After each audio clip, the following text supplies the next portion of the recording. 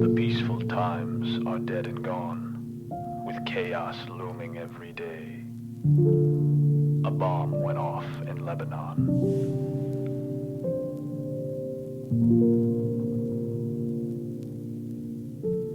A mushroom cloud covered the sun and turned the sky a dismal gray. The peaceful times are dead and gone.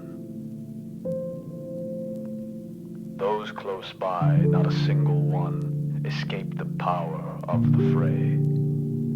A bomb went off in Lebanon. On the near border of Jordan, they felt the blast from miles away. The peaceful times are dead and gone. TNT of several hundred tons are estimates, the experts say. A bomb went off in Lebanon. Too much damage has been done, and all that's left are hands to pray.